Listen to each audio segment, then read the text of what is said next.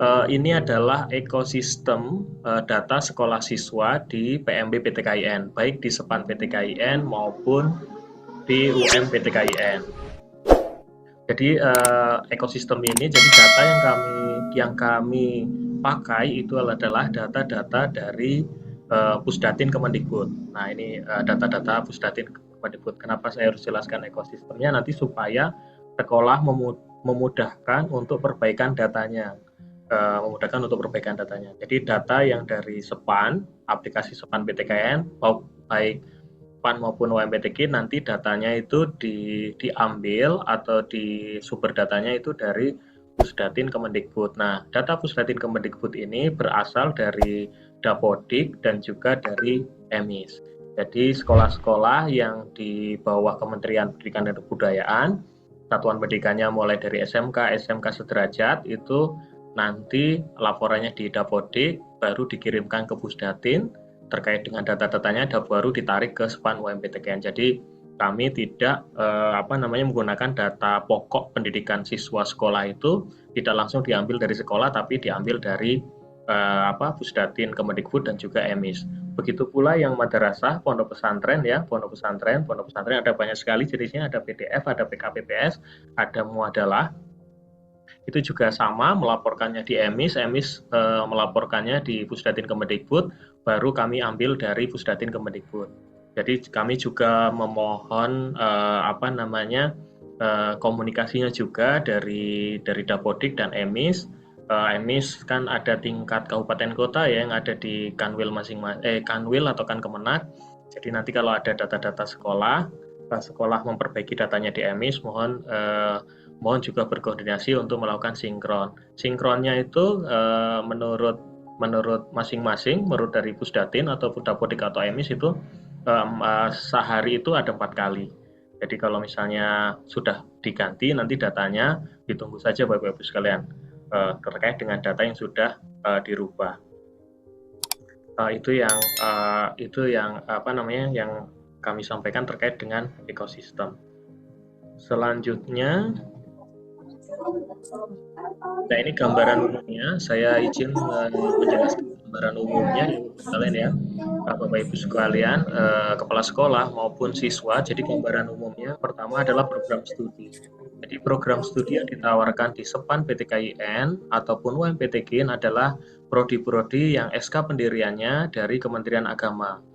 Nah, tapi tidak menutup kemungkinan juga SK-SK yang izin prodinya itu dari Kemendikbud. Nah, kalau UIN semua SK pendirian prodi yang SK pendiriannya di Kementerian Agama itu ikutnya PMB PTKIN.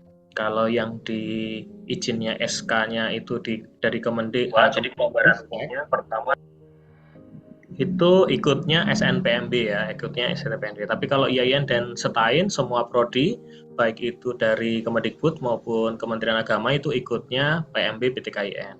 Itu yang perlu dipahami terkait dengan prodi-prodi yang ditawarkan. Nanti prodi-prodi yang ditawarkan itu ada di laman website kami beserta juga daya tampungnya. Nanti akan saya berikan linknya ya. Yang kedua adalah seleksinya. Jadi seleksi PMB PTKIN itu ada 2 jenis ya, ada SEPAN, ada UMPTKIN.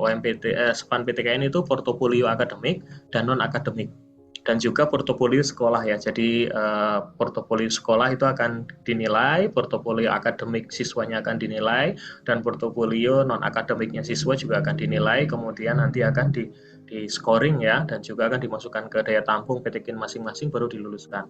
Secara garis besar seperti itu Bapak sekalian.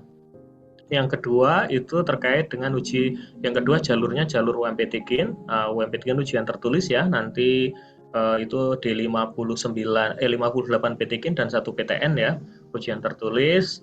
Nanti bisa daftar di mana aja dan ujian di mana aja. Tapi kalau SEPAN hanya portofolio saja, setelah itu menunggu pengumuman. Tapi kalau UMPTKIN nanti mendaftar, setelah itu memilih pilihan 1, 2, 3, setelah itu ujian baru pengumuman. Ini kaitannya dengan seleksi. Nah, semua kegiatannya ini kita jamin ya. Jadi penjaminan mutunya itu mulai dari penyusunan juknis, monitoring lapangan, evaluasi dari peserta. Jadi setiap aplikasi pasti ada link surveinya, baik itu sekolah, siswa, pendaftar di UMP Tikin pasti akan kami lampirkan survei terkait dengan kepuasan pelanggan ya. Jadi mohon diisi setiap nanti mengisi aplikasi di SPAN maupun UMP Tikin. Dan juga setiap aplikasi yang kita gunakan itu juga dilampirkan itu terkait dengan panduan dan juga juknisnya.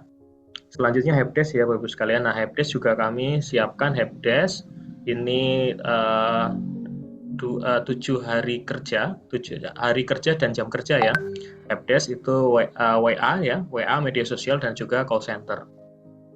Khusus call center di jam kerja ya Bapak-Ibu sekalian ya, dan adik-adik sekalian, kalau chat WA silahkan melakukan chat WA sesuai dengan template-nya, nanti akan kami sampaikan template-nya bagaimana supaya juga membantu kami fast respon terkait dengan tracking masalah dari sekolah ataupun siswa.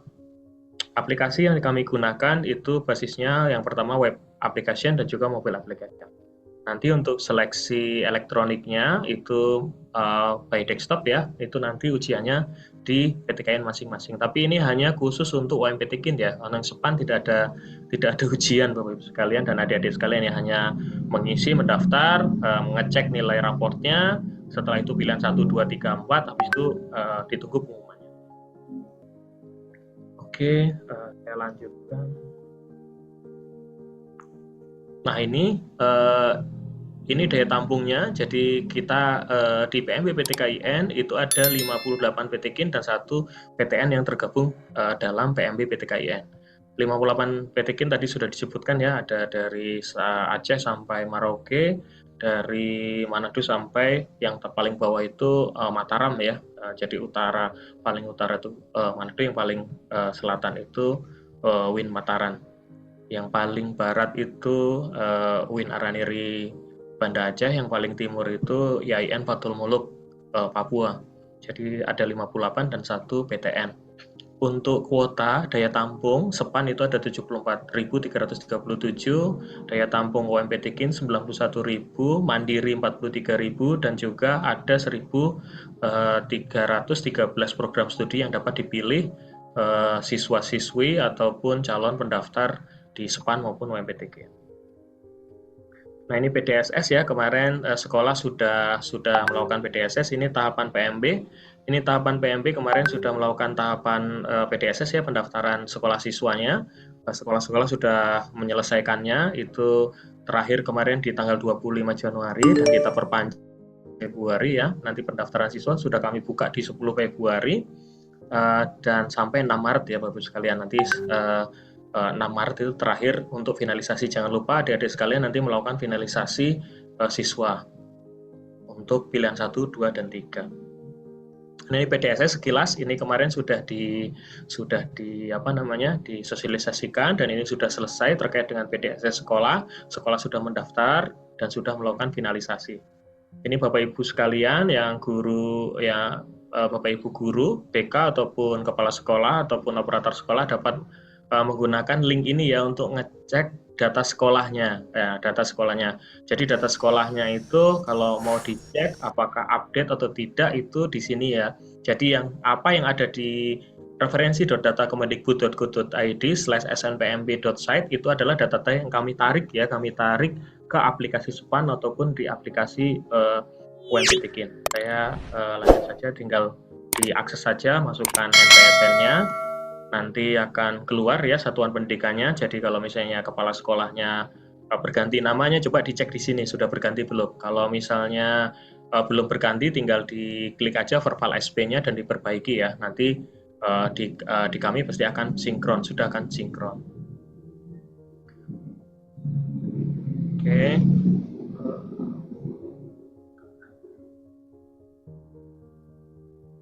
Oke, nah ini yang kedua itu peserta didiknya. Nah ini untuk sekolah-sekolah nanti yang perlu dicek adalah biasanya yang merah ini ya, di residu ini ya, di residu dan juga biasanya di sini di di residu ganda ataupun di belum MPSN. Biasanya yang tidak bisa mendaftar SEPAN atau PTKIN, SEPAN PTKIN ataupun PTKIN biasanya siswanya itu ada di sini. Jadi Bapak Ibu sekalian yang sekolah, operator sekolah, guru BK ataupun kepala sekolah itu dicek di laman ini kira-kira ada tidak. Kalau tidak ada berarti berarti ya aman, semua siswanya itu bisa mendaftar SEPAN PTKIN. Nah, ini kaitannya dengan e-raport ya. Jadi tahun ini kita menggunakan e-raport ya, menggunakan e-raport. Nah, sebaiknya Bapak Ibu sekalian untuk SEPAN PTKIN itu mengisikan e-raport ya, walaupun PDSS-nya sudah selesai, sudah ditutup finalisasi, silakan Bapak Ibu sekalian secara mulai mengisi e-raportnya. Kalau belum diisikan e-raportnya, terutama yang mendaftar di SEPAN PTKN, karena nanti pada saat penutupan siswa tanggal 6 Maret itu, tanggal 7-nya kita akan tarik semua data-data yang ada di e-raport. Jadi kita akan padankan data-data e-raport. Tahun ini masih kita sarankan menggunakan e-raport. Untuk tahun depan, 1 tahun ke depan atau 2026 mungkin kita akan wajibkan menggunakan e-raport sekalian. Okay. Next, nah ini gambaran satuan pendidikan yang terdaftar di SEPAN PTKIN 3 tahun terakhir ya. Jadi tahun ini ada sekolah yang tergabung di kami sudah mendaftar itu ada 13.366 ya. Di kemarin tanggal 7 Februari sudah finalisasi dan sekolahnya yang terdaftar di kami ada 13.366. Hanya sekolah ini yang bisa melanjutkan ke proses selanjutnya, itu proses pendaftaran siswa ya. Jadi sekolah-sekolah yang belum mendaftarkan di PDSS mohon ya siswa-siswinya bisa bergabung di PTKIN nanti lewat jalur UMPTKIN ya. Dan jangan lupa tahun 2026 untuk mendaftarkan PDSS-nya di SEPAN PTKIN. Nah, ini sekilas saja ya. Ini antara Kemendikbud dan Kemenak. Nah, ini kemarin masih ada ini posisi sekolah ya. Jadi yang sekolah yang posisinya masih mengisi kurikulum, mohon maaf. Yang sekolah yang mengisi posisinya kurikulum belum finalisasi, mohon maaf tidak bisa kami bantu lagi terkait dengan finalisasinya karena memang sudah ditutup. Untuk yang input siswa juga sama, kita tidak bisa bantu finalisasinya kalau memang sudah tutup. Tapi bagi sekolah yang masih sudah input nilai silakan hubungi Helpdesk ya, silakan hubungin Helpdesk. Ini masih ada 124 sekolah yang belum melakukan finalisasi tapi tidak bisa melakukan finalisasi secara mandiri karena memang sudah ditutup PDSS-nya. Jadi yang 124 ini mohon menghubungi Helpdesk, nanti akan diarahkan Helpdesk bagaimana tata cara melakukan finalisasi. Harap segera ya Bapak Ibu sekalian karena pendaftaran juga berjalan, pendaftaran siswa berjalan. Nanti kalau H-1 penutupan siswa mungkin kami sudah tidak akan proses ya karena memang tidak akan memungkinkan secara waktu.